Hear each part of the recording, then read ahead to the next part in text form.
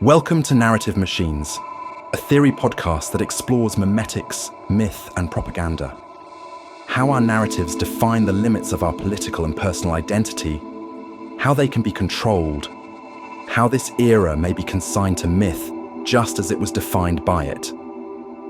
Previous drafts of these ideas were published in 2017 in Narrative Machines, Mythos Media, in 2020 in Masks, Bowie and Artists of Artifice, Intellect, University of Chicago, and in various now defunct web publications. It is presented here in audio format for the first time with additional reflections and editorial. For more of the author's work in various mediums and formats, visit jamescurcio.com. You can also find more podcasts and articles about RPGs and collective storytelling at modernmythology.net. Episode 2, Myth is Dead. Long live myth. The ancient truth expressed by Heraclitus, that those who are awake have a world in common while each sleeper has a world of his own, has been invalidated by film, and less by depicting the dream world itself than by creating figures of collective dream, such as the globe encircling Mickey Mouse. The work of art, Walter Benjamin. The absence of the sacred. All of our retained history is recalled as a form of narrative, in the simplest sense, as a sort of litany, who begat who or what event followed the one before. The functions that myths serve are demonstrated in the fact that we have history at all, and not only in the record of stone figurines and arrangements of cave bear bones. History, even if we allow it to be in its broadest sense a single kind of activity, is nonetheless a highly diverse one.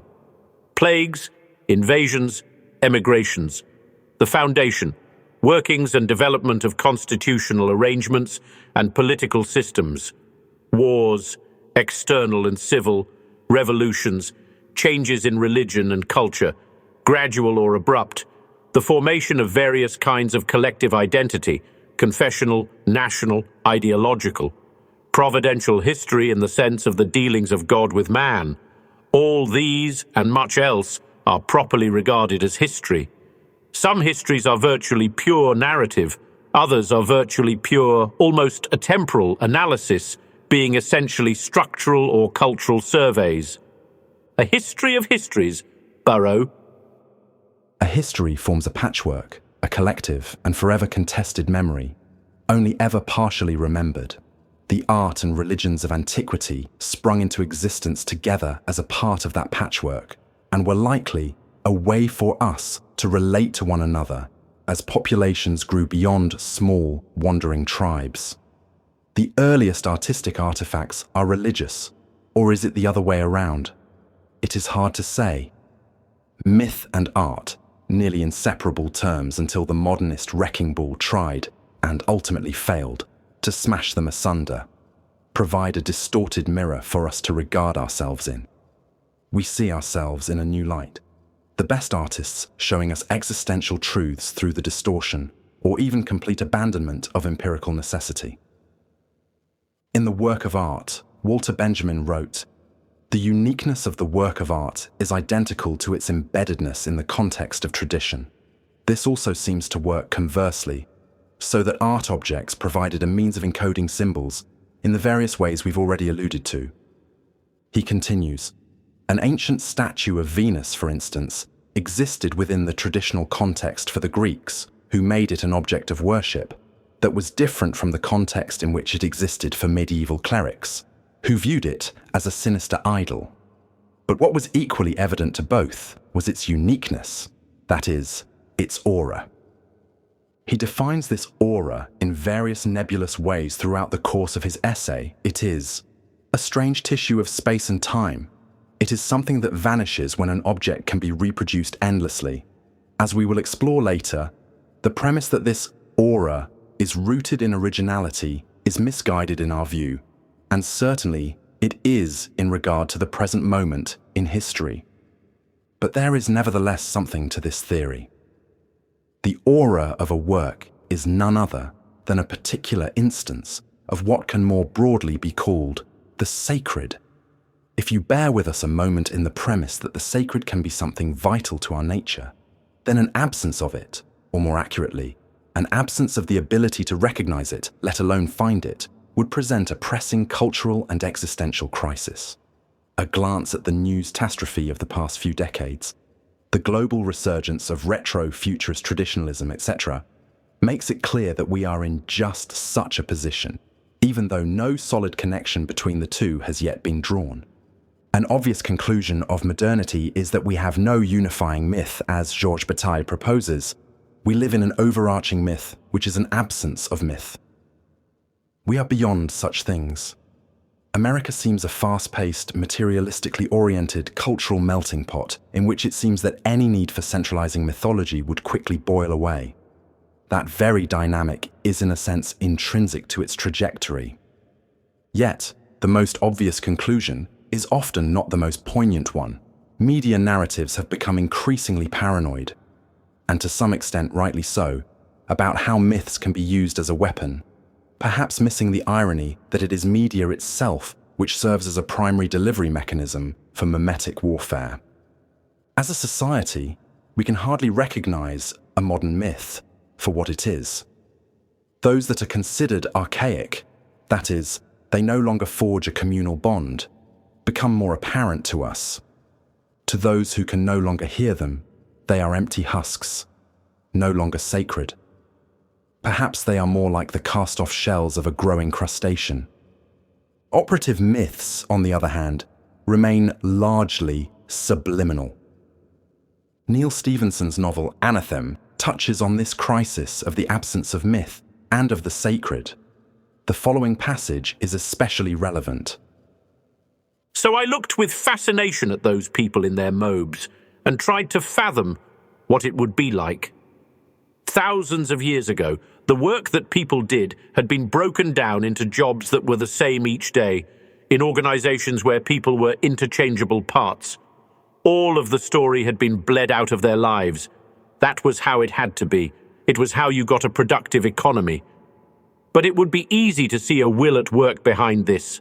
Not exactly an evil will, but a selfish will. The people who'd made the system thus were jealous, not of money and not of power, but of story. If their employees came home at day's end with interesting stories to tell, it meant that something had gone wrong.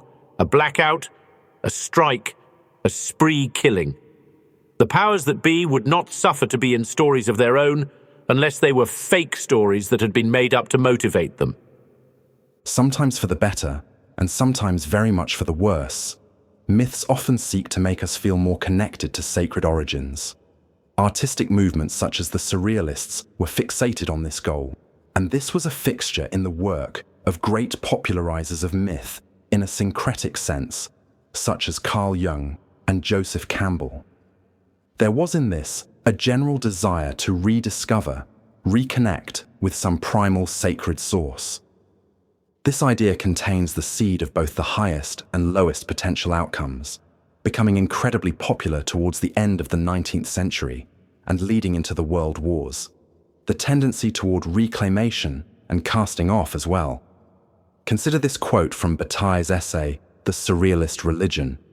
Everything André Breton has put forward, whether it concerns the quest for the sacred, the concern with myths, or rediscovering rituals similar to those of primitives, represents the exploration of the possibility we again discover, possibility in another sense. This time, it is simply a question of exploring all that can be explored by man. It is a question of reconstituting all that was fundamental to man before human nature had been enslaved by the necessity for technical work.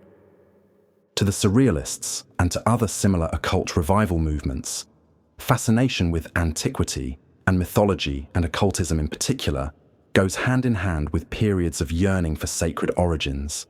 And quite typically it comes along with a retro-futurist conception of what came before. Yearning for a pre-industrial state is connected to the return to a state of sacredness, real or imagined. An aura, perhaps, which seems to have been stripped from our lives by the realities of global industrialization. For our purposes at the moment, it should be enough to highlight that the sacred represents not a single idea, but rather an entire category of ideation, which allows for the separation of the world into ontological categories. That is, it points to a world that exists in an entirely different sense than that of our senses.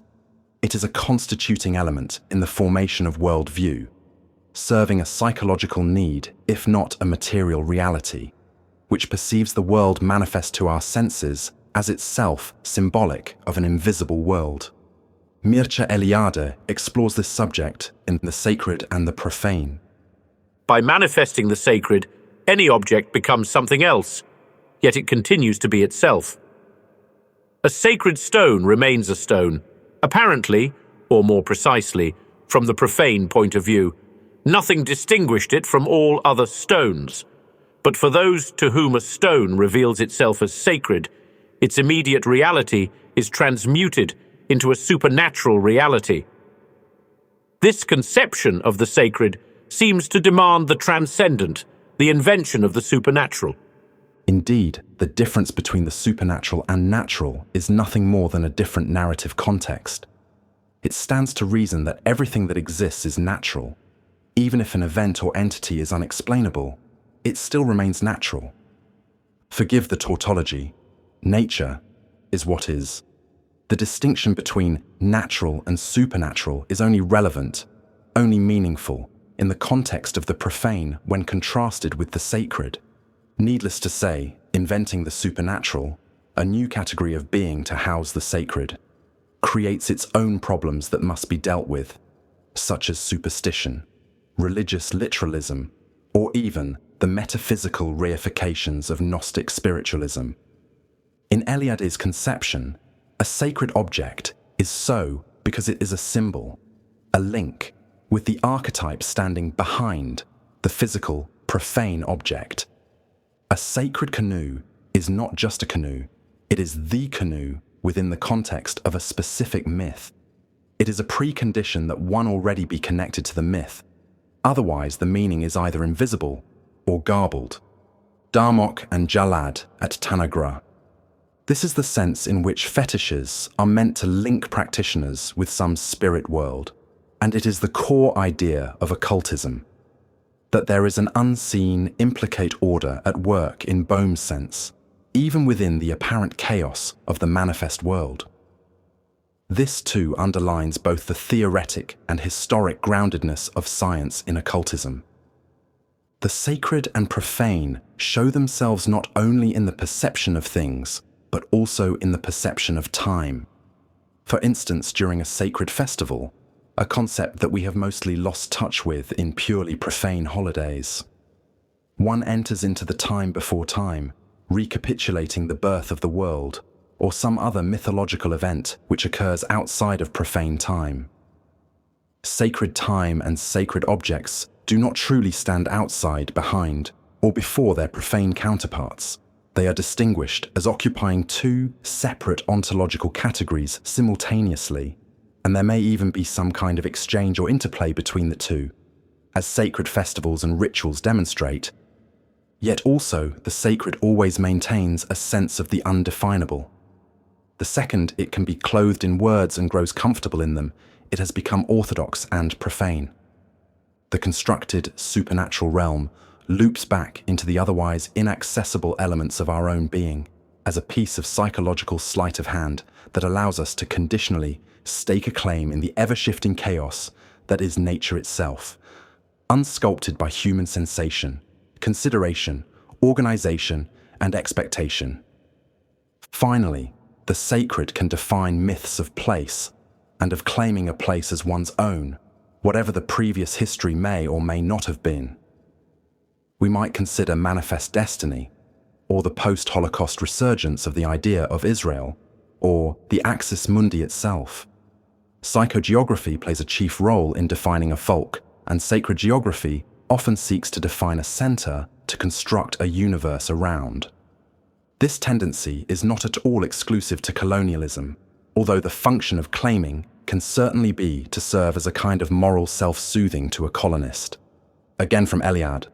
When Scandinavian colonists took possession of Iceland, landnama, and cleared it, they regarded the enterprise neither as an original undertaking nor as human and profane work. For them, their labor was only repetition of a primordial act, the transformation of chaos into cosmos by the divine act of creation. The land itself must first be claimed by myth before its meaning can be known, and it can be of any use. Every element of our environment is open to mythic interpretation. Further, it must be consumed and reformed, reclaimed through a mythology so as to be rendered a part of a human sphere of concern. This appears a fundamental principle of culture. Like a living being, a culture must feed, or it will die. There is no universal agreement about what is sacred and what profane. Our histories could never encapsulate the stories and selves of the past, although they speak through us in various ways. For new myths to be born, for us to be retethered by them, they must come from that sense of being overwhelmed, of outright possession, as if to unavoidable gravity. They must be anything but contrived, planned, and developed, with the intention of delivering the sacred to us.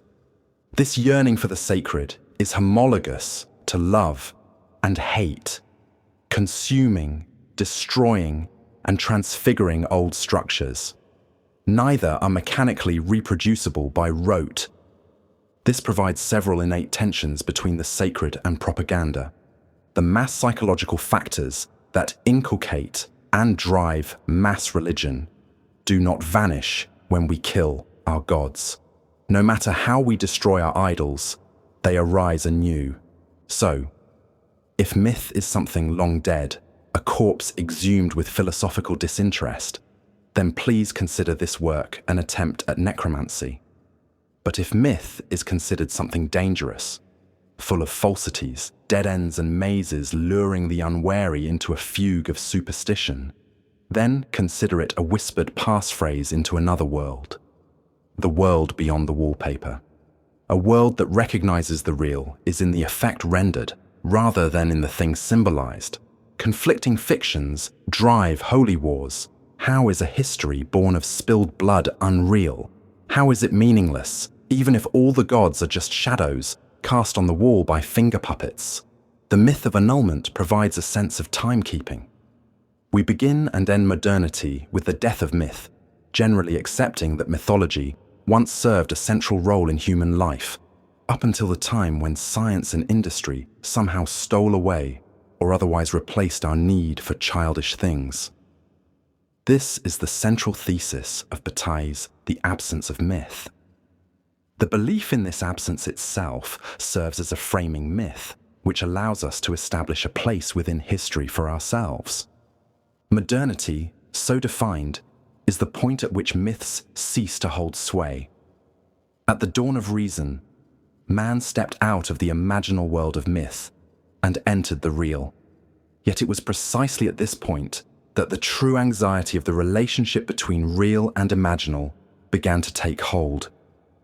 Spiritual mysteries are manifest in the same way anything else is, as an emergent property of systems operating in the world, which is to say, they are immanent. Myth is not dead, nor is it false. It is living and misunderstood. And the sacred presents a deep existential necessity and an equally serious existential threat. Dreams, memories, the sacred, they are all alike in that they are beyond our grasp. Once we are even marginally separated from what we can touch, the object is sanctified. It acquires the beauty of the unattainable, the quality of the miraculous. Everything, really, has this quality of sacredness, but we can desecrate it at a touch. How strange man is. His touch defiles, and yet he contains the source of miracles. Yukio Mishima. Life is a dream you won't remember upon awakening, and myth is that dream retold. Those pieces that are forgotten seem to recur in the subconscious of future generations. This retold dream is the realm of myth, and concurrently, its representatives take the form of art, music, and literature. The stories we inherit and recombine borrow from the realm of the unconscious, much as the unconscious is said to draw from the ancestral halls of death. And in some ways, They share a similar dual nature as both real and unreal. However, myth cannot be simply reduced to dream images. Dreams on their own do not define, transform, or destroy cultures. The source in us that seems to speak in dreams speaks also in our myths, if not in the same way. They are, after all, always conditional, still only real in a sense. You might have been raised in a culture that worships fire as a benevolent force. It'll still burn you if you sit in it long enough. And yet, nothing could be more real than the dreams that shape our lives, or the stories we use to give our names a meaning. Our life passes in a procession of moments, all remembered fictionally after that bubble in time, if it is remembered at all.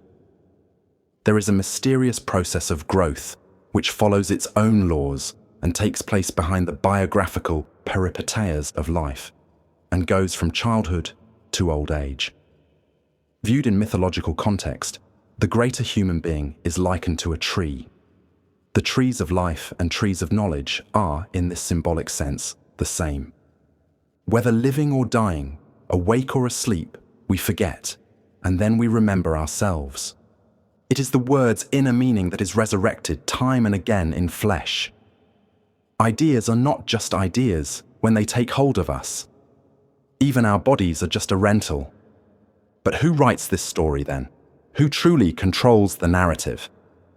Put another way, myths are fiction, but they can re-enter the real through us, to the extent that we are transformed and remake the world in their image.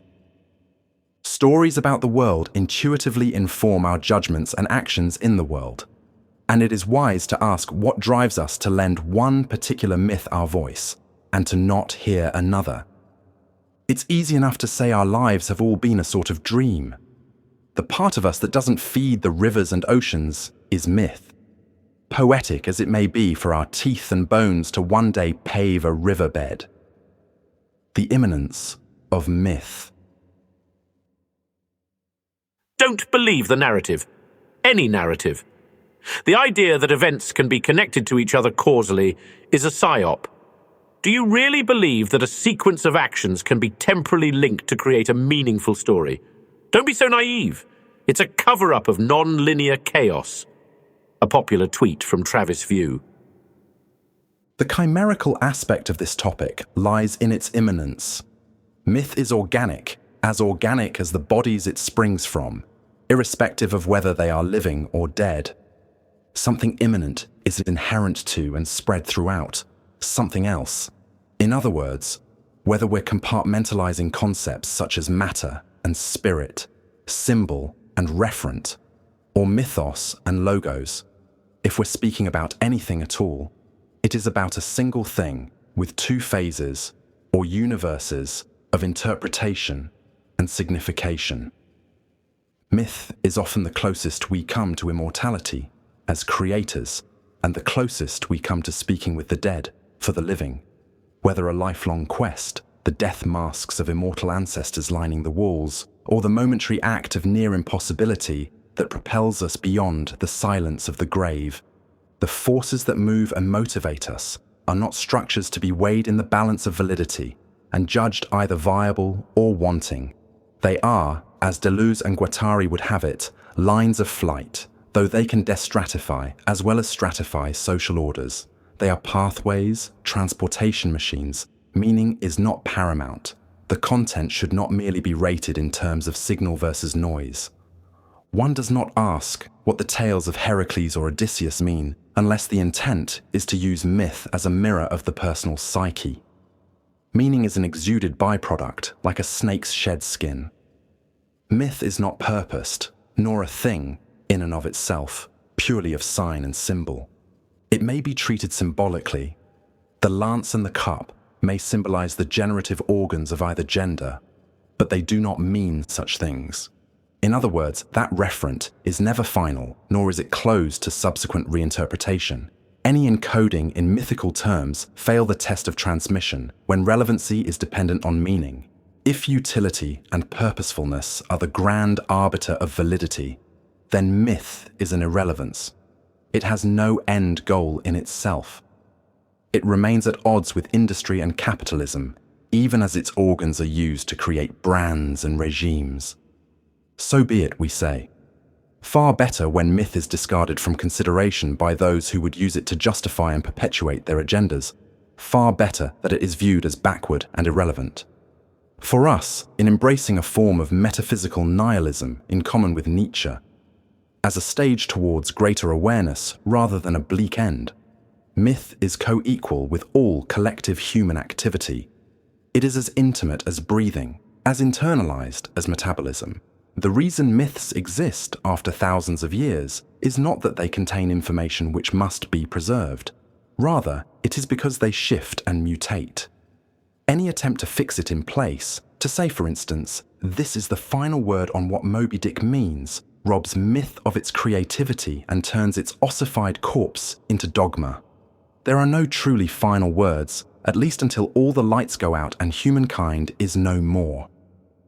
The myths themselves roll forever downhill, accumulating new cultural fragments, personal nuances, dying and reborn every time someone new chooses to sing along. If representation and meaning are so important, if politicians, philosophers, priests, and other authorities insist that a given myth has a specified, singular meaning, it is for one purpose alone. That purpose is the appropriation of the limitless power of myth for their own ends. Fascism and myth can go hand in hand, and this certainly has soured it for some, such as Horkheimer and Adorno. But this is like blaming the tool for the use it was put to.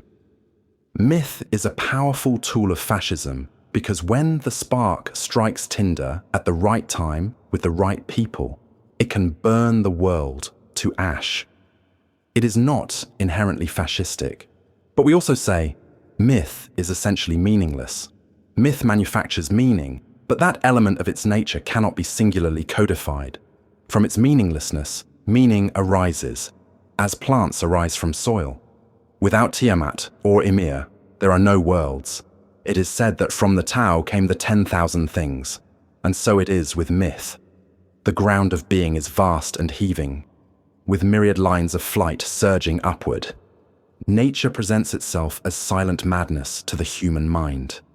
It has processes, but no myths to tell. We are the ones who bear our stories on our backs.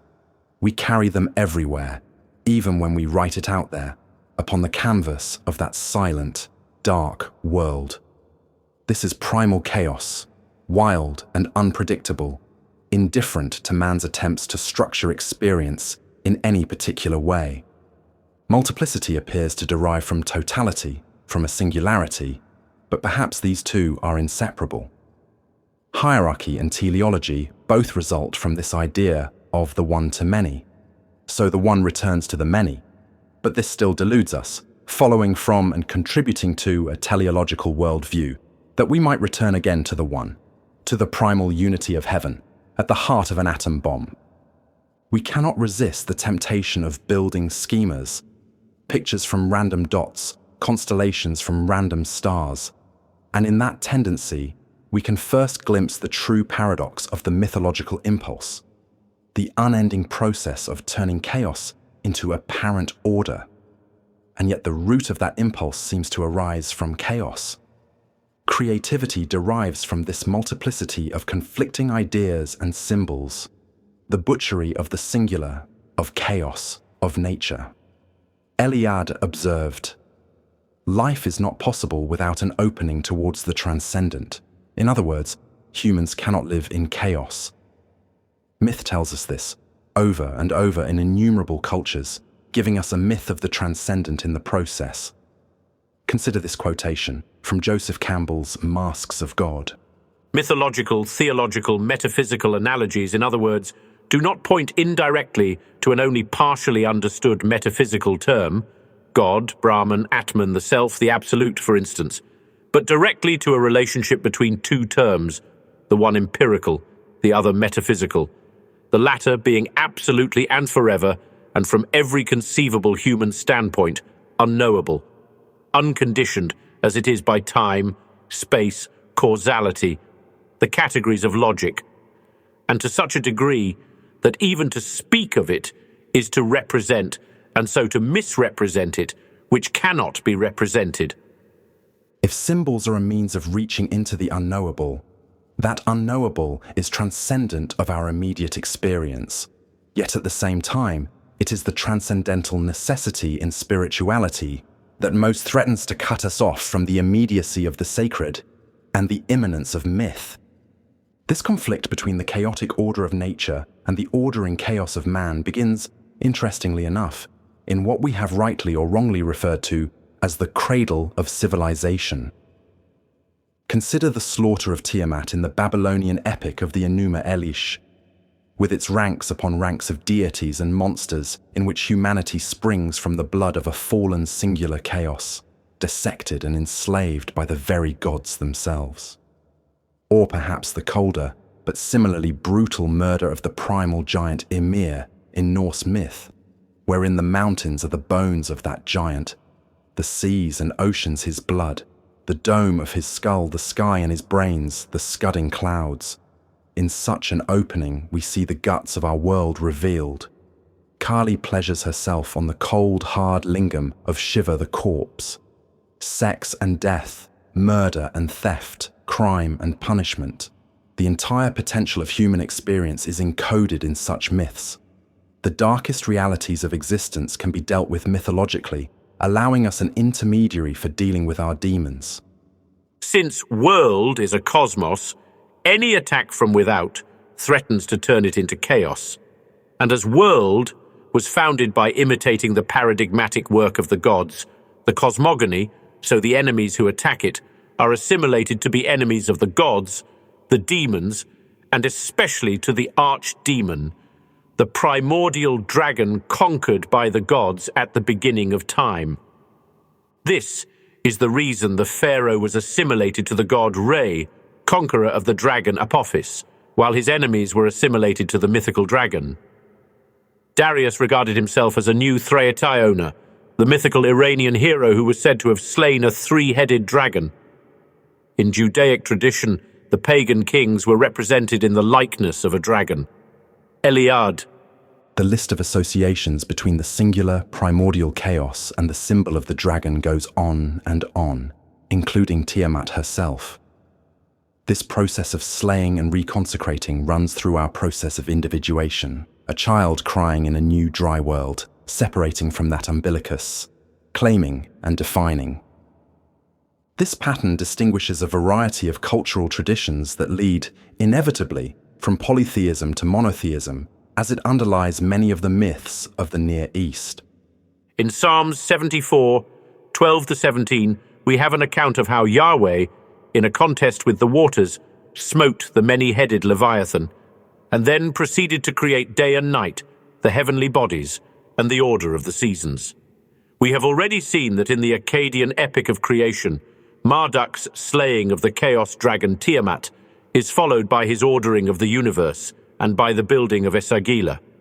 It is also accepted by the majority of scholars that in the Hebrew word tehom, used to denote the abyss of waters in Genesis 1:2, there is a reference to the chaos dragon Tiamat. But in the passage from Psalm 74, the name of the water dragon, Leviathan, is the same as the Ugaritic Lotan, the dragon slain by Baal. This is not indicative of all creation myths. The Enuma Elish espouses an original or primordial chaos that pre-existed any structuring principles, but there are others which are based on an underlying order, established by Neoplatonic strands of thought that believe there is an implicate order concealed within manifest chaos, such as Kabbalistic and Christian theology. Sky god mythologies also often follow immediately after the rendering of the world from chaos to order, and must then deal with the transition from the order of the gods to the order of man. Ordering of the world is aesthetic. Our predispositions, be they biological, cultural, personal, or some fusion of all of the above, are revealed in the patterns we see. To us, they will appear self-evident. Even if there is no fundamental value in the idea of order or chaos without a structuring principle whatsoever, primacy can be placed on the idea of chaos for this very reason. Thus, we find immanence in myths, that recognize a primal chaos underlying the structures and laws, even of nature and the gods, more than those that do not. And it is literally the order of the gods which structured our societies, at least up until fairly recently. On the other hand, primordial chaos is not merely random or formless or ever-changing, though it can represent all of these things. It is the world unclaimed, unshaped by human consciousness. Thus, it is undifferentiated life, the terrifying abomination which the orderly, monotheistic traditions try to yoke. The void, primordial nature, is often portrayed as the mother goddess in the guise of her darker aspect. Myth says she must be slain or tamed by man, but her inevitable return is the basis of apocalyptic philosophy, for nature can never be truly put down, as our karmic comeuppance in the form of climate change would seem to indicate. Nowhere is this as clear as in the Hindu image of Kali Ma, Black Time, the creative and destructive womb of the universe. This is also symbolized more generally as the womb and the tomb. This space has been recreated throughout the ages, in an initiatory sense in caves, or other explorations into darkness. Thus, initiation is a second birth, and while the womb represented by the cave, by darkness, by sensory deprivation, is easily linked with birth and death, it is also life itself. Life outside the walls erected by human hands and minds. Can we look behind a repeated image and see the root impulse at work? In a profane world, can we recognize the immanence of myth in our lives at this moment without returning to myths of transcendence, of salvation, apocalypse, or revolution? Myth is immanent. This is the final sense of sacredness. But the existential plight of secularism is revealed in the desire to flee the sacred, to escape myth entirely in the architecture of modernism, in its externalities of action and its annihilation of the spirit. We yearn to gallop into a utopian future devoid of a need for ornament, gods, or spirits. Belief only grounded in certainty, an architecture of benign, practical reason. No more myths or superstitions, no bangs, no surprises. Instead, we got the horror of 2 world wars. In the heart of the cemetery, there is a sudden lightening of tone, and you find you are strolling through what might be a modern suburb of Tunis or Tel Aviv. The lines of family tombs resemble cheerful vacation bungalows, airy structures of white walls and glass that might have been designed by Le Corbusier or Richard Neutra. One could holiday for a long time in these pleasant villas, and a few of us probably will. So, there is one place where modernism triumphs. As in the cases of the pyramids and the Taj Mahal, the Siegfried Line and the Atlantic Wall, death always calls on the very best architects. A handful of dust, J.G. Ballard. You have been listening to Narrative Machines. More work from the author can be found at jamescurcio.com and modernmythology.net. To support the production of work such as this, visit patreon.com/mythosmedia.